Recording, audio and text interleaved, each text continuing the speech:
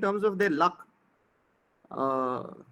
that your empathy for them is 100%. There's no question on, you feel that, man, this is proper victim mode. Anyone can, it's not how we look at our lives and we're like, okay, don't get into victim mode. This is victim mode. Like, what's going on with her? She is a victim, full on. So you write one character like that, and then you have this therapist who, because she is in that state, he knows that she comes from a strata of society where if he sends her away, she might never go to a therapist again, because even coming to a therapist is a very big deal. As it is for people from educated society, even now, if I even ask, let's say, all three of my ADs to go to a therapist, just as part of their life evolution, there'll be a lot of resistance to it. I haven't tried, but I'm just saying that if I do, I'm sure they would, because generally asking people to go to the therapist, we know it's that first session, that second session, people are so averse to it. It's very, very, very, very, very difficult. But then you take into consideration a certain strata of society where the idea of therapy is not prevalent and there is no education of it. And it's even more difficult. So I felt that we wanted to write a character where she comes from a strata of society where he might feel that if he lets her go, and if he says, okay, I'm not well or whatever, you please go to someone else, he knows that she might not go to anyone else. That's something that I was trying to do as a writer. I don't know how, maybe sometimes I don't spell things out too much. Maybe I could have, I don't know. So yeah, so that's also where the genesis of this film came in. And I really wanted to write a story.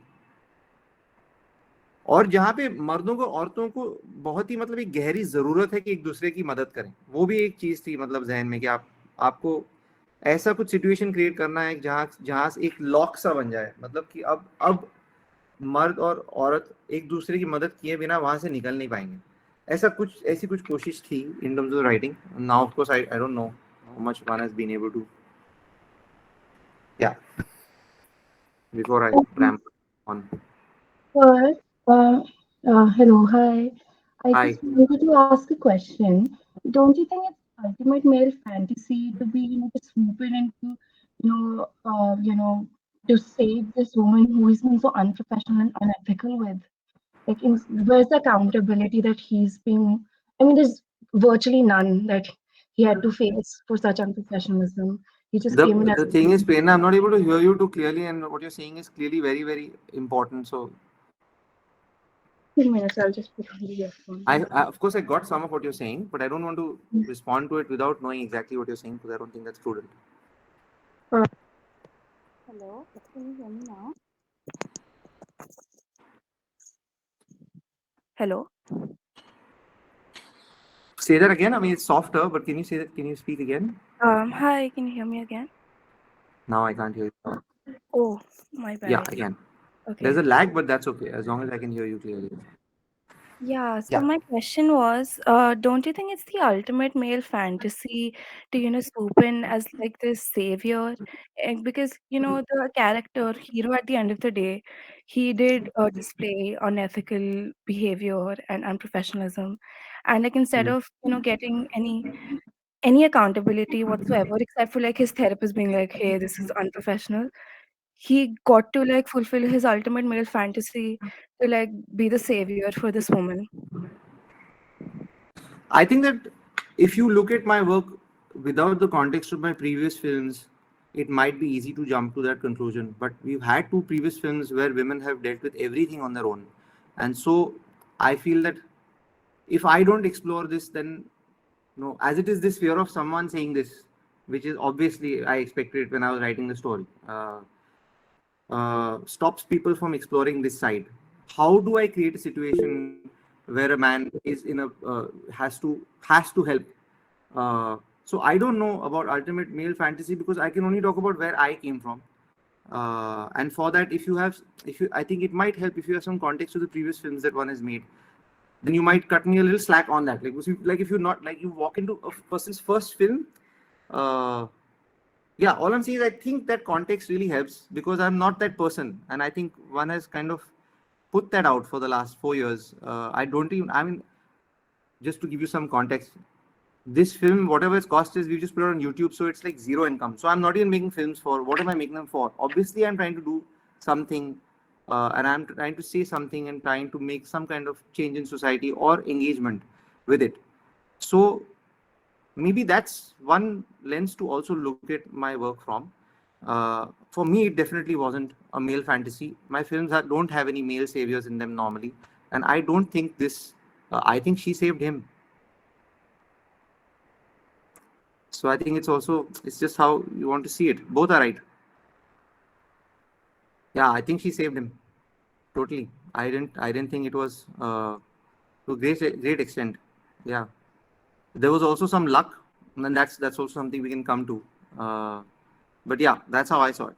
Of course, you may continue to see it that way, but I'm saying that there, like, I feel at some context, ideally, uh, should be that. I'll give you an example. We went and saw a play yesterday, which was by Ismat Chugtai, which was Ismat Apa ke naam, and there was this short story, which was, I'm forgetting the name of the story, but it was about this lady who works Lajo, who works as a maid in this Mia's house. Now, if a man had written that story, he would have been killed for it, because things that she says and the way she says them many times, when you realize it's a woman saying it, you don't get angry with that part of it. You see it very differently. So I feel एक तो मैं वहाँ भी फंस जाता हूँ. Had I been a woman talking about women's stories, it would have just been processed differently. Which is why we have, what we do is that we have almost every head of department in the film is a woman, and they all come on board if they feel for that story as a very strong, independent thinking woman. They don't. None of them come on board for money, because we don't, like, independent films don't pay you like that. Yeah, that's probably the best way I can answer. Having said that, I know that if that's what you've taken home from the film, then you might still take that home, and I can't do anything about that, and it's fair. One sec, sorry. Okay, so just wanted to say that the floor is open for questions, and just before you ask something, just raise your hand and we'll call you out just so that it's organized. Because I know all of you have like a lot of questions. So yeah, Shruti, you can go ahead. Yes, thank you, Ananya. And thank you, all of you, for organizing this. And thank you very much, Aditya Kripalani ji, for being on board. I think this is the first time I'd seen the film. I've seen the last of your films. I think we had a small conversation also. And I think I just wanted to respond like to Prerna also. I think, and I very much believe that he was a hero not because for her, for himself rather, for having faced all of those things, it seemed, which was extremely difficult for him as well. So that's how I kind of very interesting. I think I have to just really, I think my first catch for this entire film was that how the character of hero was established, because this is like the hero is completely downtrodden and not morally appreciated in this case. He's completely rather destroyed and immorally presented in every manner. But because it's the way he goes through it, it's like to highlight the fact that these are these complicated nuances that you have to get through within the society that we live in, becomes very interesting. And exactly आपका point, if I can switch within Hindi also, about dealing with feminism, it becomes a lot about women doing this, women doing that, and there's again a bipolarity created between men and women, and there's a very strong nuances of very complicated nuances of how that is perceived uh, within men and women, and what is understood to be freeing and not freeing, and liberating and not liberating, and the responsibility again falling on women. And I really love your attempt of engaging men, and I wonder because you just mentioned that you usually have men heading your team. Have you faced difficulty with men engaging with topics like this, or feeling uncomfortable just because they feel it's the woman's territory, to kind of comment on this, or rather, what is your own personal So understanding? interestingly, with Tota, of course, men hated it. If they did, like, so if the feminine in that man was strong, the anima and the animus, if you agree with that, I happen to agree with that idea. So if the feminine in that man was strong, then they liked the film. But they had to finish the film first. There were lots of men, let's say from certain parts of the country, who saw the trailer and started abusing me and went and gave it a 1 on 10 on IMDb. So then it's not for that man. But so also I feel with Devi, if there is a lot of rancor against the masculine in general, it's going to be a very difficult film to take in. It's also like that, and I get it. And justifiably, a lot of women are at this point very angry with the masculine. So this is a harder film to take in. But so I can only explain. We did screenings with maybe 25 30, 25 30, quite a few people like that, groups. We did some with all men, we did some with only women, and we did some mixed screenings just to also see how people are reacting. The all men's male screening, every man related to the film, because every man goes through this. I also, of course, I have gone through. I would be lying through my teeth if I said I don't go through this, and I probably go through this even now at 41. It's in my life, to not sexualize someone I should not be is something I'm going to deal with till I die. It's just that I may not deal with it like Vikrant Saraswat. Just as in Lagan, you're not standing in 1947 and fighting Captain Russell, but when you go back to work tomorrow, when a boss is being oppressive towards you, you have taken inspiration from Lagan and gone. So that's exactly what we're trying to do with this film, that we take his situation and make it so out there, like a 10 on 10, that you at 1, 2, 3, 4 as a man going through this in your own life will take something from it and go back home, that yes, I can fight it, and men do have to go through this, and this is the journey. So that's so when we saw men seeing the film alone, they all loved it. More than loved it or not loved it, they all got what he's going through very, very strongly. In fact, there was one guy who, and the ADs are here, so they've seen it themselves. There was one guy who started crying after the film got over. The question answer session was about 40-45 minutes after that. He kept crying through that question answer session, sitting in the corner behind, and he left crying, and he said, I cannot talk to you now. And then he's gone and written a review on Letterboxd. So my point is that we've had that. Then we had the screenings with all women. In the all women screenings, of course, we had a very, very different reaction. Half the women got it, half the women didn't. And when I say got it, it's not about understanding. Everyone understands it. But I'm saying half the people, I don't know about half, but let's say some women were definitely not able to empathize with his character. And there was a lot of anger. There was also this very justified question about what if he hadn't seen the mastectomy. To which I had two answers, because when I was writing this, I knew that that's going to be a point where my answer is that for a lot of rapists, mastectomy doesn't stop them. I mean, obviously, I mean, we live in a country where nothing seems to stop anyone if they have that intent.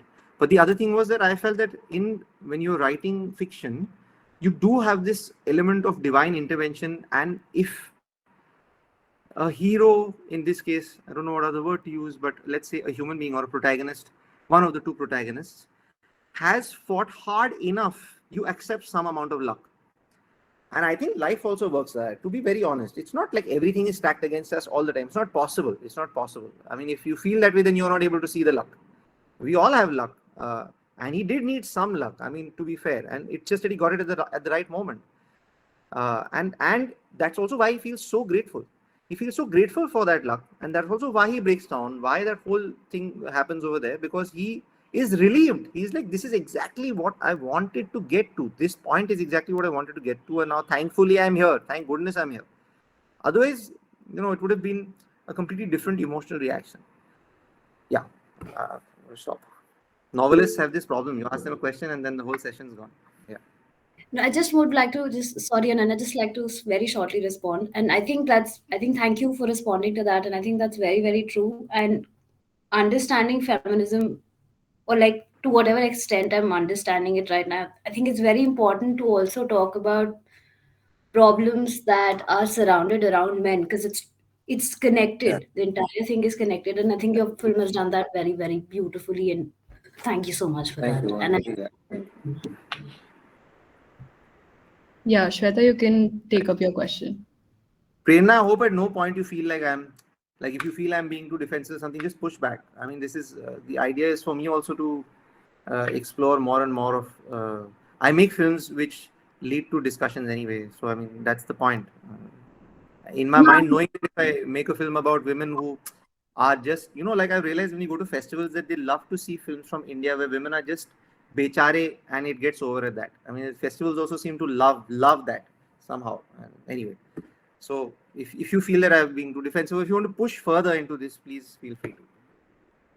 No, at any point, like, I didn't find a problem to empathize with him, because, at the end of the day, objectification is a problem that almost everybody has. And like that part of was like not difficult to empathize with.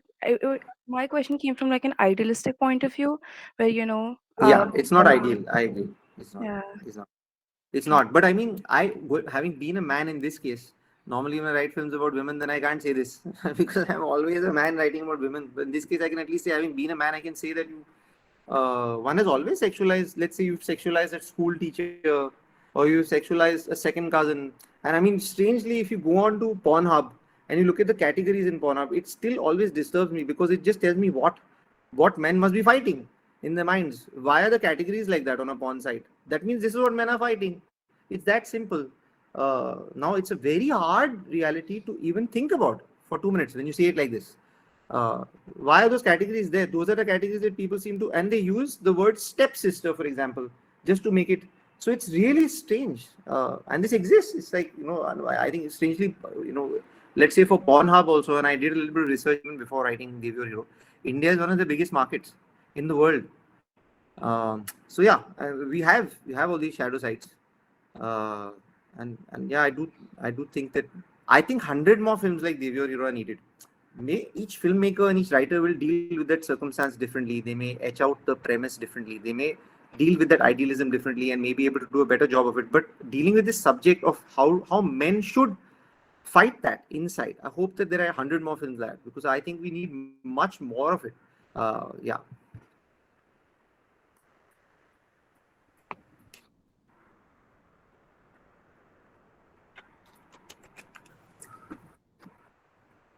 Shweta, are you asking your question?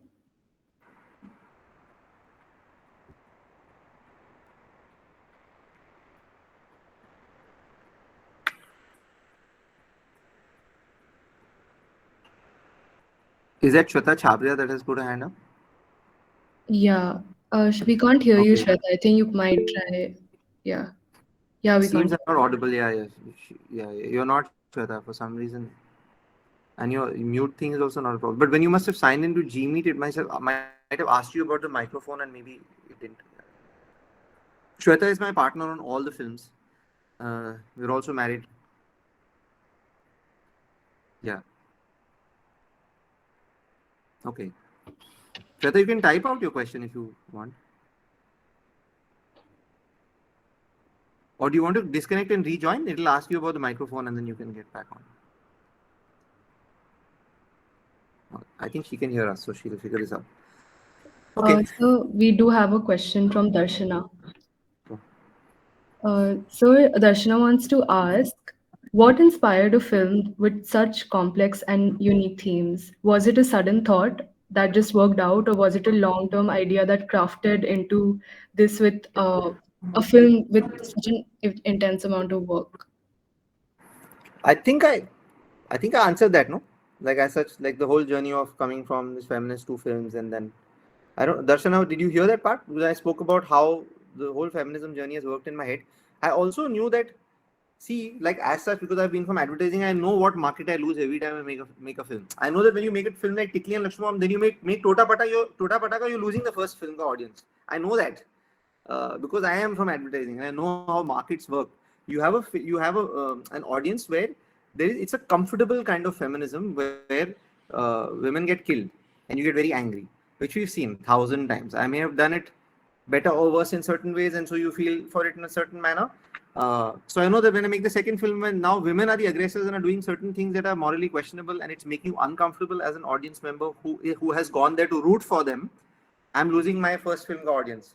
Then when I make the third film, I know I'm losing my second film audience. So I kind of know, and still one does it because, yeah, that's all. I just think it is what. Otherwise, what's the point of doing independent filmmaking and going through this whole heartache? Then, I may as well make some money also and go and, I don't know, do the commercial space, because you need the same amount of talent or whatever to make those films also. It just becomes, yeah. Anyway. Yeah, Shruti, you can go ahead. Oh, thank you. I don't mean to take the floor also, but um, I think one thing that I have been personally been facing is the getting in touch with the feminine for a woman as well is getting difficult. It's just a very strongly masculine world that we are living in, and it's getting in touch with the feminine for both men and women is I'm facing it personally. It seems. So, how do you think that that's a topic that has come across, or you've crossed that, and that is something that could be a potential idea? Do you think that, or what do you feel about that bit? My journey has been exactly the opposite. So it's to get in touch with the masculine. So if you see that the first time in my films, there is a masculine who you can like something about. That's also been my journey. I mean, I have not liked men much, so I have not liked the man in me much, and now I'm starting to love men. I still love women a lot more, but I'm starting to love men also, and I'm starting to understand men more. I'm 41, and I think it's high time. I've, by all practical means, finished half my life. And if you see the semicolon, you know that anyway, it's like, all dicey. So my point is just that I feel that my journey has been exactly the opposite of yours, like that, and opposite in some sense, connected and exactly the same, but coming from the other end of the spectrum in terms of trying to love men and understand men. Uh, Most of our fathers don't make it easy for us to understand men, and then so that's the first masculine, then going ahead from there, brothers and boyfriends and whoever comes it. And so with Not Today, which is the fourth film, which is about suicide prevention, I think that I finally, as a writer and filmmaker, come to a much more even keel in terms of men and women uh, being morally equal, emotionally equal, in terms of weightage in the story equal, in terms of the backstories equal. So that's been my journey. So I can understand what you're saying, but I also find that actually connecting with the masculine has become, for the metrosexual man and for the feminist man, I find that even connecting with the masculine has become a very complicated thing, because you don't know what parts of the masculine to take in and what part to reject, because there is no conversation about that from women, and men to don't talk about anything anyway. It's like that. Which I don't know which men sit and talk about this with each other. I haven't met friends that I can talk to about this. I'm having this talk on this call. So That's, I think, a very, very, very interesting bit. Why I was saying that it's difficult, and I wonder if that's because I think, I mean, this could be very personal also, to start getting and getting out in the world and start to become independent. You have to very much kind of uh, carve yourself into a world where, especially when you're very aware that you don't want to just be appreciated because you're a woman working, thus you work extra hard to be accepted and appreciated in a certain way. So you, if not get in touch through practice, get in touch with your more masculine aspect, and therefore there's less space and time in yeah, general to just this I agree with. Yeah, thank you. feminine, right? So I think that's where I was coming from. But now just That the is idea of being shy and soft and feeling something seems so far away that just that very process, I was wondering, and again, not associating feminine yeah, with the women, I think yeah, both. yeah, yeah, yeah, yeah, yeah. That's fair. I understand. I agree. It is complicated, because most of the I've almost always had women bosses, and they haven't been very kind. In my advertising time, and I do understand that it maybe that their super boss is always a man, somewhere above in the hierarchy, and so there seems to be this pressure on them to be taskmasters and hunter wali and whatever those ideas we have, and there is this pressure on women to be like that if they want to succeed in a corporate environment. So I get that. I mean, Netflix India is currently run by women completely, and I don't think the content of Netflix India has gotten better in the last 5 years. It's gotten, most people go onto Netflix and watch foreign shows from India. Um, but the absolute head of Netflix is a man. So I don't know how. That's the thing. It's very difficult to Yeah. analyze. Yeah, Like even the image of a strong independent woman is very, like, she's supposed to be yeah, wearing pants, she's supposed to be wearing this, she needs to have her hair done, she has to be proper, she has to be yeah, like, this bams on woman that everybody is intimidated and scared of, and she can't just be yeah, like muffled hair getting out because not slept, has been working, all yeah. that, which could be the reality, but that's not what's shown.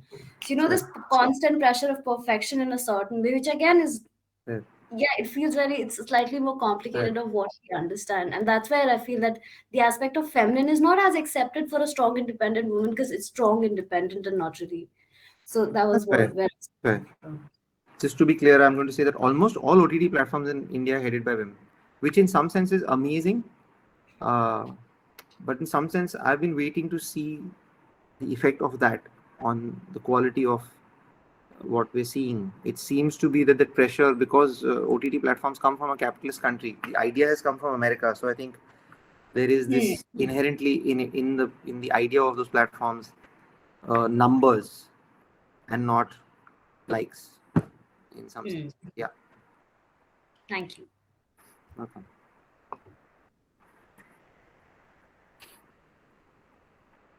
So we have a question from Pearl, and she wants to ask you that while you're creating a film from the feminist point of view, is it hard for you being a man, or do you like to take up that challenge and keeping things balanced? Uh, it's not hard because I think, in fact, as I was saying, the hard thing for me has been to write male characters. But yeah, in general, it's not been hard because I think I don't, emotionally, I don't look as women as the other. Yeah, I believe that emotionally I am more female than male.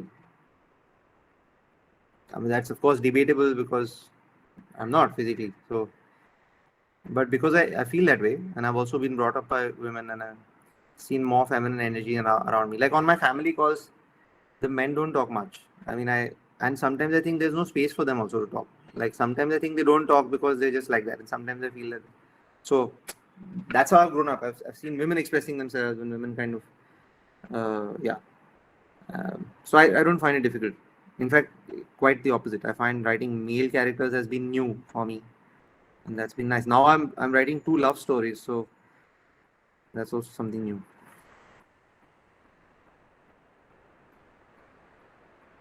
So, what was the most difficult part, according to you, about shooting Devi and Hero? Of course, the mastectomy scene. I was really worried about it. I still can't watch it. Of course, I saw it 100 times. It was required for the work because I'm a middle class person, and middle class people do whatever is required to get the job done. But after that, I have not been able to see the film. I find the film disturbing myself, which is why someone says it's triggering. I get it. Uh, yeah, the mastectomy scene was the most difficult part. Yeah, it was just to get it right. I was very worried. Also, to be, what we had, it was we got Chitrangada's childhood friend Rusha, of course, because she's a very talented cinematographer. But one of the sub reasons to get her on board was also so that she shoots that scene, and so that Chitra has, when someone's looking at her through that camera, with all that paint on and with frontal nudity, she feels more comfortable than she might have if it was a male cinematographer who she doesn't know too well. Rusha is her friend since fourth standard, and so I think it became much better. Mm. And even the person who was doing the makeup, Mehleka, who's actually part Afghani, interesting uh, lineage. She also developed this kind of nurturing, semi-maternal relationship with Chitra through the film. So by the time we shoot chronologically, so that scene came in, 2/3 of the way. Like as in, we always shoot all our films chronologically. I think it helps the actors. So when that scene came, by the time that scene came in, she had become quite a softening force for Chitra too. And from Vinay's point of view, of course, it was very, like, unfortunately or fortunately, I don't know, but his wife was pregnant during this time. Not the best time for him to be playing a sex addict and getting into. And he's a really nice, soft guy. Vinay's a really nice guy. I really love him. Uh, his conscious mind is definitely not like any of the characters he's played in my films. And so I was also worried for him to be able to get that performance right and all those things. Yeah. And the other thing was the ending.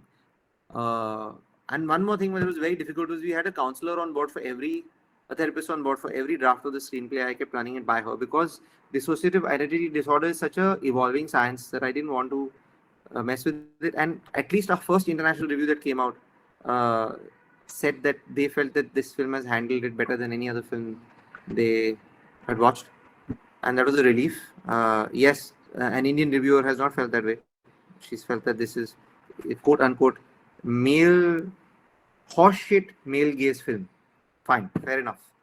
To which, of course, my response will just be that you just took away the agency of every woman who's worked on this film, saying that it's only my film. It's a very strange thing. I mean, if you say a film by Aditya Kripalani, you're a narcissist. But otherwise, if it's everyone's team, then it's everyone's voice. No, I mean, I feel that nobody comes on board a film without reading the script and agreeing with it in some sense. And the very, very strong headed women who we work with. You have to come to one of our film sets and see that if I wasn't quite a gunda myself, I would be quiet only on the set because everyone is so strong minded. Everyone who works with us. That they're not going to do, you cannot make them do something they don't want on that set. No chance no chance. Nobody can make them do something they don't want. Yeah. Anyway, I went off on a bit of a tangent. But it's also something to explore. It's an interesting thing. This idea that if there are 90% women on a film crew and in the cast, and there's more than 50% for women in the cast also, is it still always a male gaze just because the writer director is a male man? It's an interesting thing to talk about.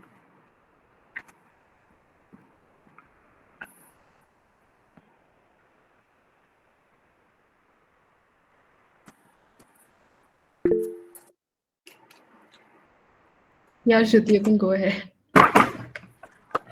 Um, I think one thing that was very interesting in and the character of Kali Ghosh was the paintings, and was it like when we talk about the disorder that also she was going through, and the paintings also kind of had different broken faces. Was that consciously in terms of reflecting that she Yeah. subconsciously aware of? Definitely. And in Yeah. fact, Debashri Karnik, who was the art director on the film, she studied her architecture and done her master's from Harvard in the US and then come back. And she's been working as an architect all this while. This was her first film as an art director. So she also did the paintings for the whole film along with doing art direction single handedly. And this was her interpretation time and again of how she might be feeling in her mind, and yeah, whatever she like. There was this Mad Men-esque. The beginning of Mad Men has this man falling down these skyscrapers and this cityscape, metropolitan scape, and there is one painting like that also of a girl falling down. So a lot of those things. I didn't ask her how she thought of those things, but everything she did, it made sense to me. Even on the wall, some places in the basti on the wall also she made paintings. Right then, within half an hour, 1 hour, she would make a painting. Okay, great. Just one last bit that where when you're writing characters like these, for example, the hero's character or various characters, or you end up realizing that you talked about the lock also, where there's a situation that they cannot come out without helping each other, without doing this together, going through this together. So spaces like these, when you come across while you're writing or while you're developing a character, and you know that this can be very easily slipped into, like you can, like you said, the popular jargon towards or against feminism, whereas you can very easily undermine the nuanced aspect that you're trying to show. Do you feel that you need to, within the writing process or within the film shooting process, need to do something in order to justify it, or do you leave it, or how do you handle that bit? I don't try to explain anything too much. So if you look at the ending of Tota, also it was quite open. When I say Mahila, what do I mean? Now, what I did mean was that the conundrum of being a woman is कि तुम करो भी तो मतलब वाट है और नहीं करो भी तो वाट ऐसा है मतलब तुम अगर if you तुमने मतलब क्या बोले बंदूक उठा भी ली तो फिर तुमको ही दर्द होगा और तुमने बंदूक नहीं उठाई तो भी तुमको दर्द होगा तो कैसे क्या करें करे भी तो तकलीफ ना करें भी तो तकलीफ ऐसा. But I didn't see it again. So there were some people, fortunately very few, but some people did think that she was just exhausted and she was very happy at the end. Fair enough. I mean, if that's where you're coming from, then that's how you're going to see it. But I do leave things open a bit. Even in this film, we've shot that whole ending sequence in a blurred space. So it's up to you whether now technically with DID, therapists do go through hypnotherapy, do use hypnotherapy to get people to get closure. So technically, you could be hypnotized into thinking you killed someone, and it would seem like that to you visually, and in some sense. So we did leave. Again, we've left it open. I'm not saying anything. Maybe she's killed them. Maybe she's not. I don't know. I would not like for her to have killed them because that means that in her real life she might be in jail. So, but the film has surreal elements throughout. So I felt we could try something like that. There's a lot of the film that has this surreal zone.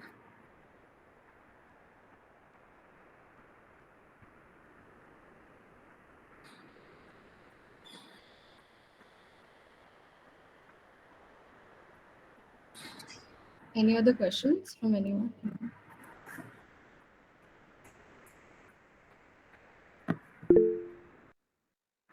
Yeah, Aditi, go ahead. Has Shweta come Hello, back? sir. Okay, sorry. Hi. Hi, sir. This is Aditi. So, I wanted to know how has independent filmmaking been treating you? Like you said that if you don't have a certain amount of passion or conviction with your script, you won't bear the heartache of making it, right? Right. So, now that you have had this much of experience of making independent films, are you now much more reassured about your craft, or at any point do you feel while writing the script that okay, maybe this is something that might not make sense to anyone else, or maybe this is something that's just I am feeling, or that self doubt, does it still kick in? Yeah. The self doubt kicks in all the time. Yeah. Before the session, also, I thought maybe 100 people will eat me up. I have self doubt all the time. But the thing is that I'm really, I feel that I'm very lucky that I'm quite, how popularly the word stupid is used. I think I'm quite stupid. I don't think too much like that. And I'm really glad about that. Because otherwise, I would just be paralyzed in action to do a lot of the things that one does. By self doubt, of course I have self doubt, man. I know that that entire audience that I got with Tikli and Lakshmam, I have squandered half of them away by making the films I have.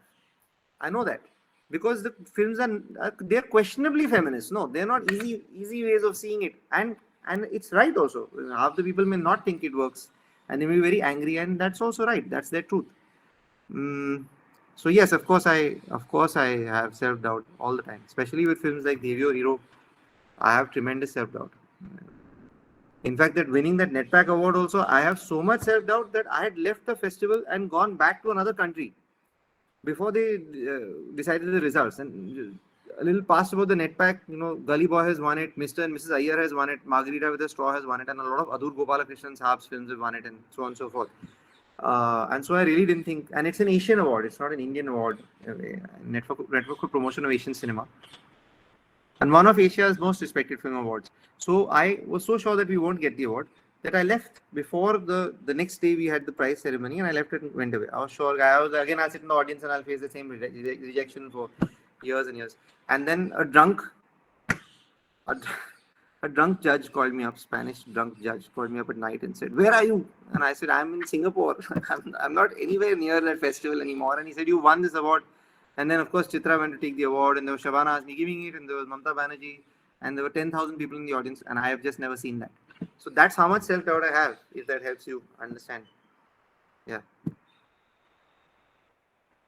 But when I write and make films, I'm able to be quite stupid and quite bullheaded.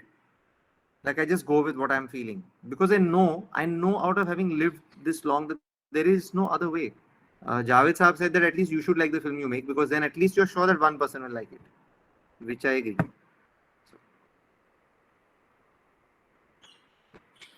I agree, because until unless we don't abandon those thoughts of people not liking our scripts, I don't think we'll be able to finish it, right? Yeah, absolutely. Right. Thank you. Thanks, Aditi.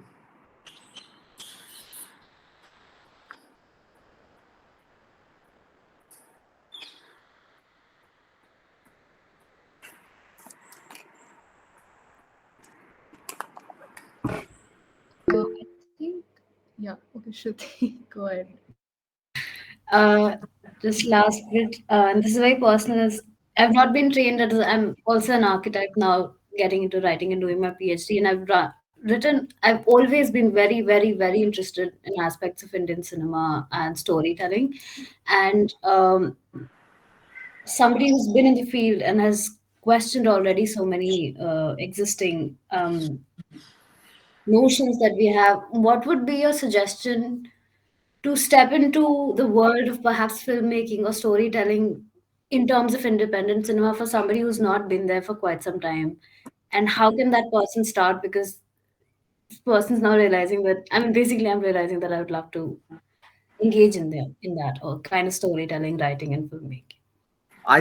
What I would do is that, because how would I know what's right for anyone else? But what I would do is I would see the work of people that I like and just reach out to them and try to work with them, because I say that to every actor also. I feel that don't just go on to Instagram and check whose profile says film director and just say I'm looking for work, because that makes, yeah, I mean, I'm not saying you're doing that, but a lot of actors, let's say for example in and actors, you may not want to be an actor, maybe filmmaker. But I'm saying that what I say to everyone is that then just make it about what you work that you really like, and just start reaching out to those people. I think that that's the we've generally had a very open door like that. We've all our EDs. So let's say we had 10 on Not Today.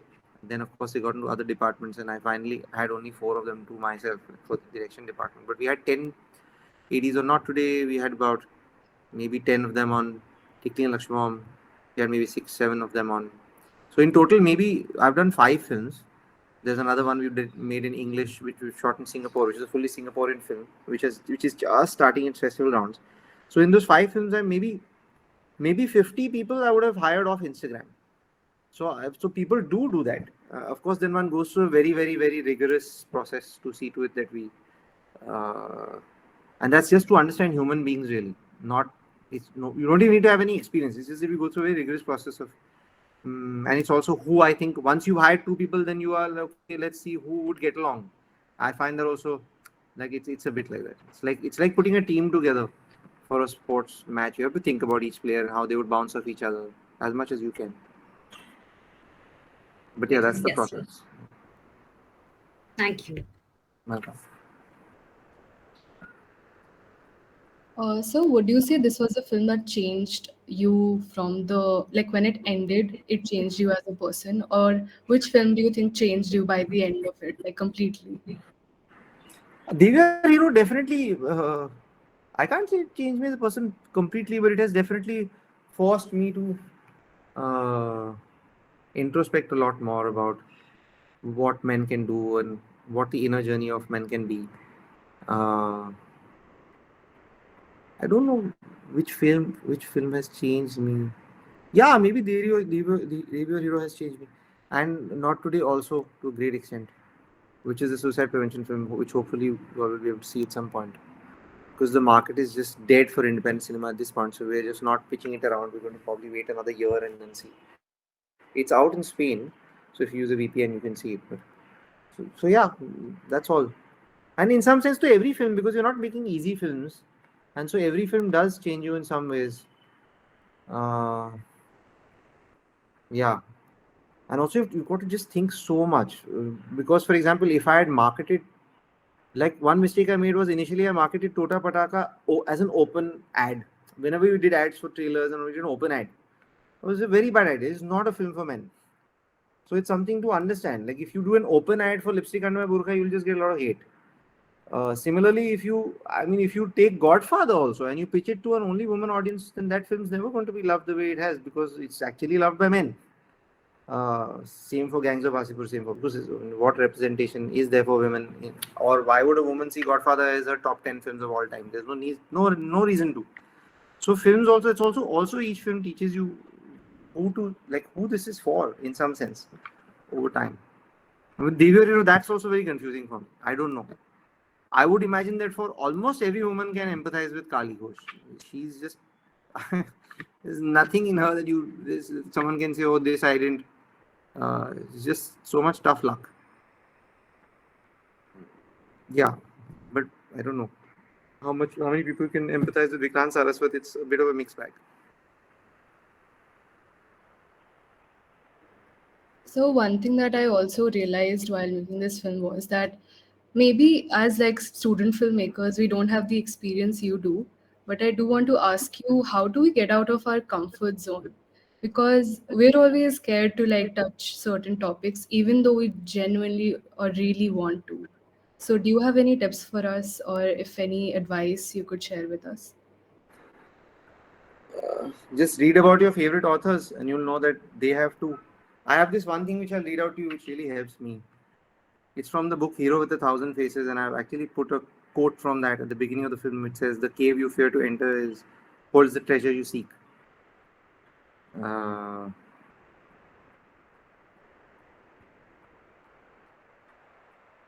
Where did this go, man? Yeah. I'll read this out and then I'll send it to you on chat also. We have not even to risk the adventure alone, for the heroes of all time have gone before us. The labyrinth is thoroughly known. We have only to follow the thread of the hero path. And where we had thought to find an abomination, we shall find a god. And where we had thought to slay another, we shall slay ourselves. Where we had thought to travel outwards, we shall come to the center of our own existence.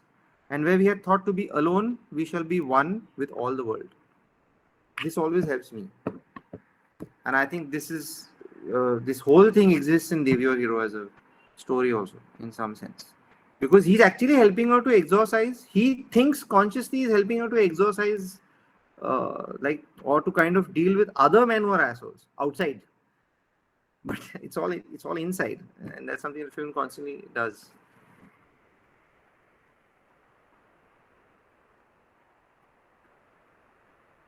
What were you able to catch most of this paragraph? Did it mean something to you? I can also send it to you on chat. So I think I need to give it a lot more thought, but it definitely did resonate with me. That's right. I'm going to send it. I don't know how. First, I'll have to email it myself and then copy paste it on. Just give me a second.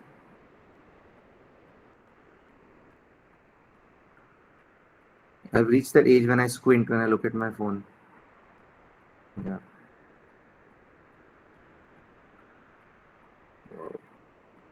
Give me 1 second to do this.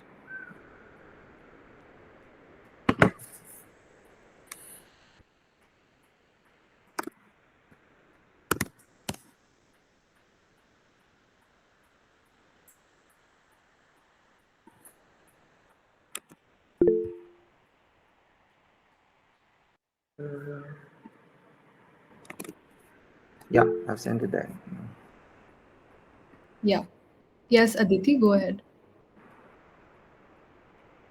Yeah, so I noticed that this film was very detail oriented, like how Kali removed the eye in front of from Vikrant and put it in front of Saraswat, and the last scene where the photograph had Kali and Saraswati side by side.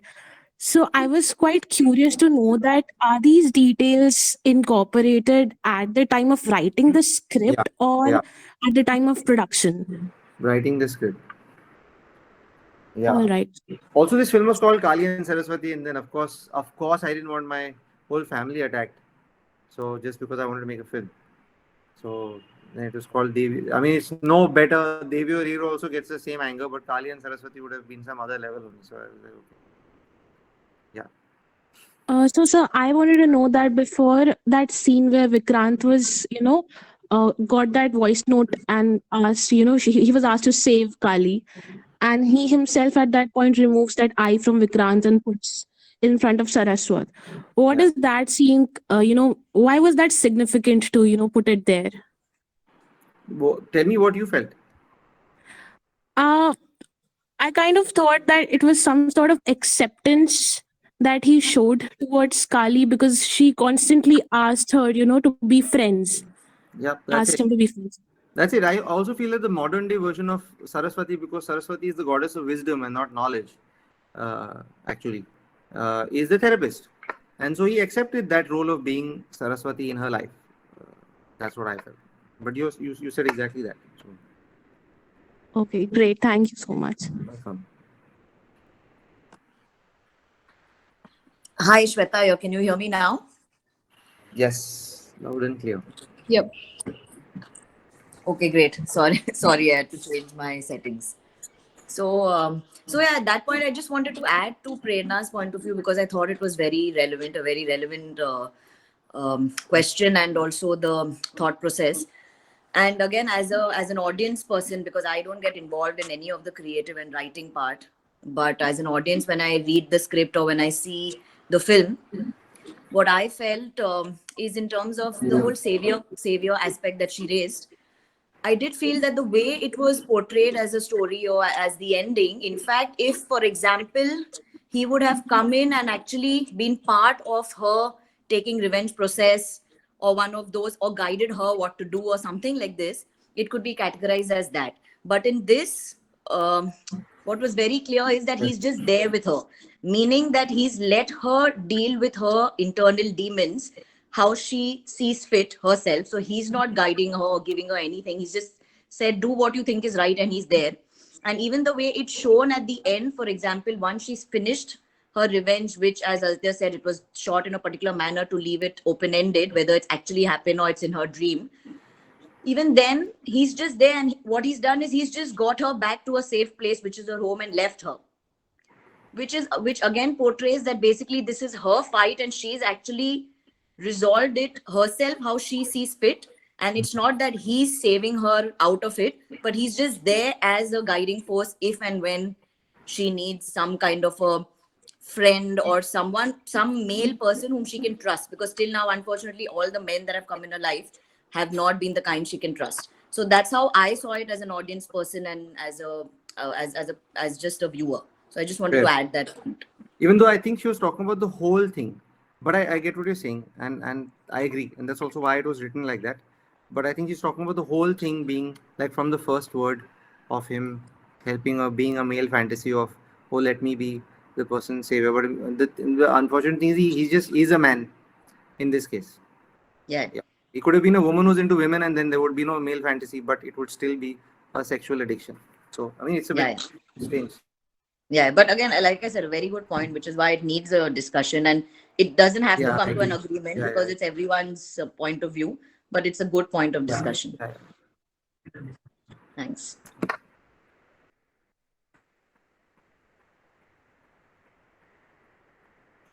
Prerna, would you like to add anything? Since we are both talking about what you think instead of you talking about it, both saying, I think she meant that, I think she meant that. No, actually, I'm still a little stuck on why did you say that women don't like Godfather and Gangs of Wasseypur? No, I'm not saying all women do, but I'm saying that if Godfather were to be in the top 5 films of all time, I don't think that voting group is by women. I think most of that voting sample set is men. That's all. Not that women don't like them, but I don't think that would be your most favorite film of all time. That's a hard one. It actually is, so that's why. Okay, yeah, for you. But you know that it might not be for most women, right? That's about fair.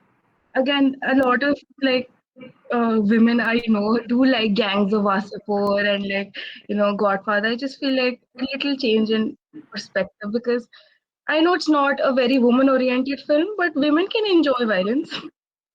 No, but I'm not talking. See, again, I'm saying it's not. I didn't say that women would not enjoy them. I said that I don't think they would be the top 10 films of all time in 135 years if it was a woman audience voting. That's all. I think these are two separate things. You might enjoy a film, but would you really make it? Yeah, I'm saying that all our IMDb lists of top 10 are all male. That's all. Shayad. Now I get it. Yeah. Yeah, that's all.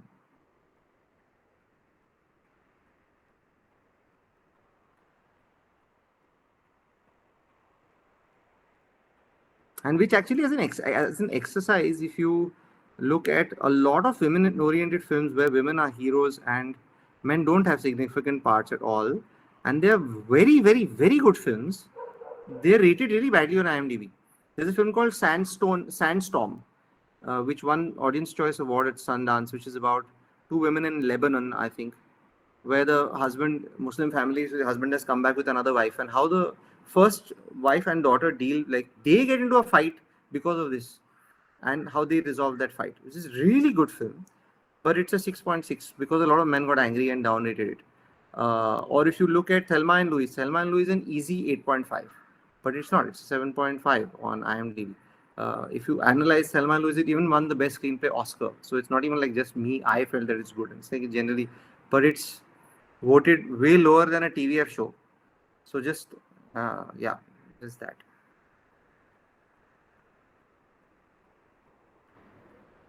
So what was your best film and the worst film you watched in 2022?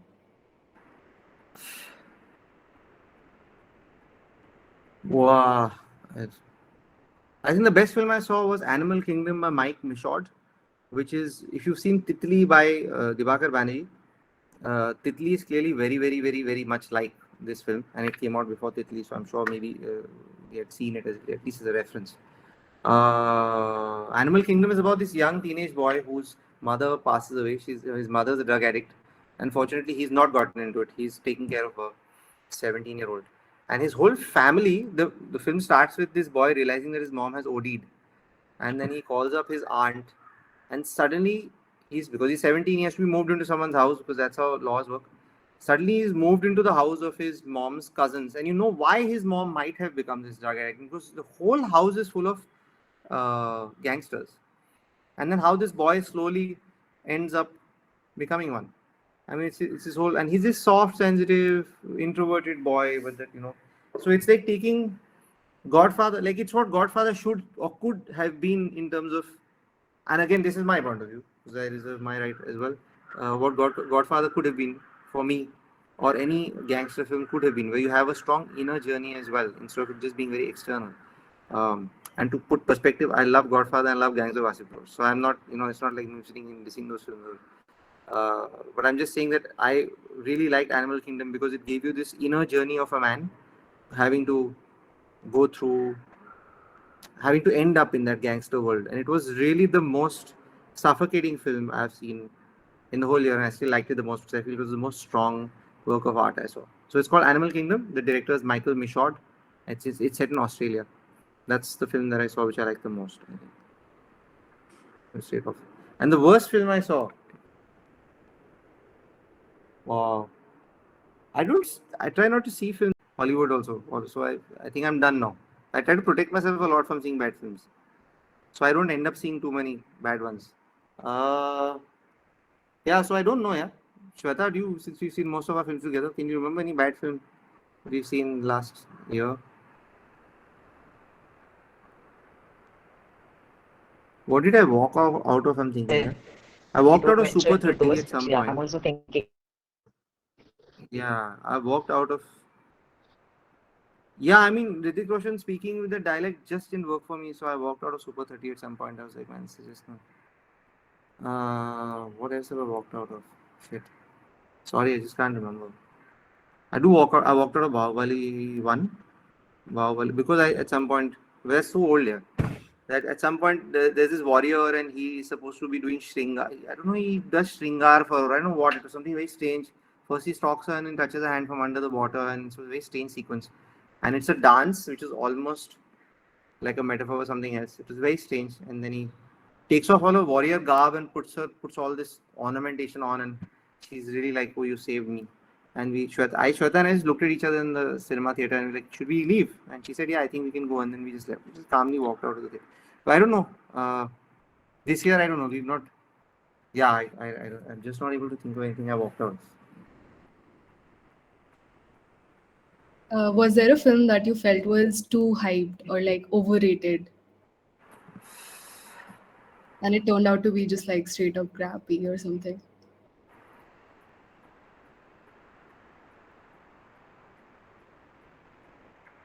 I can't think of it. This year, though, definitely not.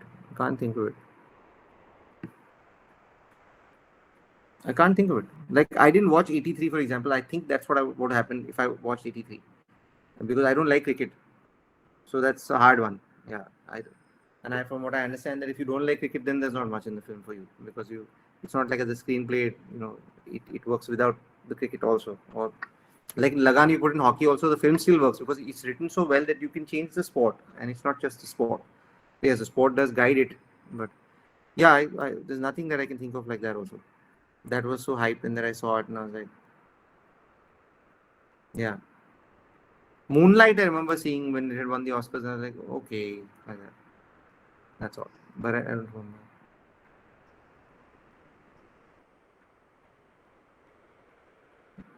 Yeah. Okay, so that's a writer. Sorry. Oh, Yeah, I'm yeah, so sorry. go ahead.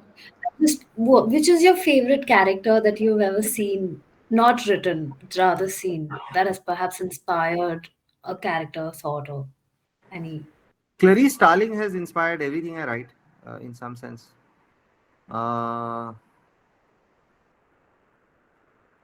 Thelma and Louise, definitely. I mean, Tikli and Lakshman was my version of Thelma and Louise. The T and L is also the same. The younger, older woman, everybody dies. Yeah, all of it. There's so much of Thelma and Louise in Tikli and Lakshman. So it was a big, inspiring thing for me. I felt that we wanted to make the anger I felt at the end of Thelma and Louise, and I wanted to burn the world down. I think I was trying to get people to feel, and a lot of people who expressed themselves felt that anger at the end of Tikli and Lakshman. So it was huge inspiration for me.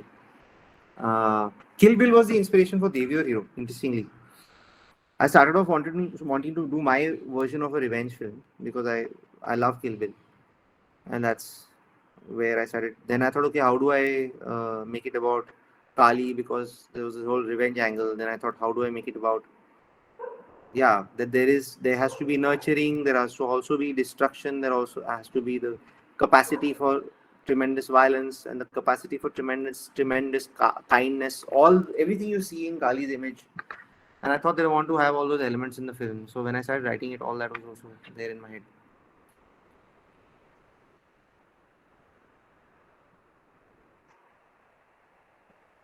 Yeah, Aditi, go ahead. Yeah, I was actually curious to know what is your reaction on RRR and the entire hoopla around it. You know, it won the Golden Globes, and so talking about Rajamouli and Bahubali, I was like, I thought I should ask about this also, right? So That's fair. Uh, to be absolutely fair to RRR, when Shweta and I saw it in parts, we didn't see the whole thing in one shot. But I remember that visually, him fighting that whole army and the way they shot it, it was so potent visually that I dreamt of those images when I slept, which doesn't happen at all. It's really something else on. But the writing was just, for me, just so, there's childish and there's childlike. For me, writing was just very childish. I was like, man, come on. Like I found even K3 ji very childish. तो तुम दोनों मर्द बात कर लो ना भाई, मतलब 3.5 घंटे आपने लगा दिए एक दूसरे से बात करने के लिए, मैं कितनी फिल्म देखूं उस वजह से. So it was like that. At some point I was like, come on now, I am not getting this anymore. You have to beat him up in front of 1,000 people. Why couldn't you go last night to the jail and just tell him to act the next day? You have so much communication going on between you all anyway. So some of it just didn't work like that. The writing, I think, was a big problem for me. But visually, it was just so good in so many parts that those things really stuck out in my head. Even the animals being let loose on the Britishers, like visually, they shot it. Some parts were just, they were so dreamlike. The images were so like from your subconscious. These are the kind of people have dreams like that of animals being let out of a cage like that. All of them are really like a subconscious, like a nightmare happening in real life. So for that, he really it's something, man, something else. It's one thing to have people seeing videos on your Instagram every day of people jumping in audiences in the US and watch a film because of that. But when you watch the film, if it leaves you with that kind of feeling at night when you sleep and you get those visuals in your dream, then he's great with his visual sense, clearly, man. That's all. So that's it. also, sir, I just wanted to know who are some of your most favorite filmmakers, who might have inspired you. Richard Linklater right now is up there. As you see, Not Today, and you see my successive films, even the two love stories I'm making now. Conversational films have become my thing off late. I don't know where I'll go from here. Ken Loach, of course, because he deals with society just like Sham Benegal always has. Govind Nihalani also has dealt with society time and again. Aparna Sen for many parts of her career. Elite Zexa has made only one film called Sandstorm, but I absolutely love it. And so Iram Haq also, who's made What Will People Say, and I'm waiting to see her next film. If you all haven't seen What Will People Say, you must. It's got Adil Hussain and this Pakistani actor, and it's just great. It's like the dark DDLJ in my mind. If you really made DDLJ a drama, serious film, Amrish Puri would just, take her away to Punjab forcibly and want to get her married. So it's the same premise, but it's done in such a dark manner that, oh man. What else? Mike Leigh is a British filmmaker again who deals with society. He's made a film called Meantime, which is just fabulous as a film. Yeah, I think those are some. Oh yeah, of course, Denis Villeneuve, man. What a filmography. Like when you look at, as an aside, when you look at Dune, there is so much of a gorgeous interplay of masculine and feminine in the film. The whole world, visually and in terms of audio, is masculine, and the core of the whole world is feminine. Because casting Timothée Chalamet, you know that you're keeping feminine energy in the film. So the boy is also mostly feminine in his energy, and the woman, and it's his mother. And it's also that, Mary, Jesus thing going on. So it's this, like the core is so feminine in that film, and everything around it is so starkly masculine. It's like if the world was, if all the women were to just disappear in the world, how the world would look and sound. That's what Dune sounded like. And then I was like, man, I have to go and see this guy's first film because the way he deals, and he's also made Arrival, which is such a beautiful, beautiful film. Again, you see this whole feminine side in him as a filmmaker. And if you see his first film, which is Incendies, which is about a woman who goes and finds out about her mother and that her mother was part of a revolution in another country, and she'd never known these things about her mother. That also has such a strong feminine. So Dune was really great for me like that, in that sense. So he's also one of my favorite filmmakers. Thank you. Welcome. And with that, I think so we can wrap this up now. Fair. And Thank you. we'd like to thank you, like all of GlassEye and everyone who joined, because this was truly like a really insightful session. Thank you. Thank you. One favor, whatever you all felt, please go and write a review on wherever you feel like. Because I think that everyone putting their voices out is just important. That's all. Will do, sir. Cool. Thank you. Bye. Bye, sir. Thank you.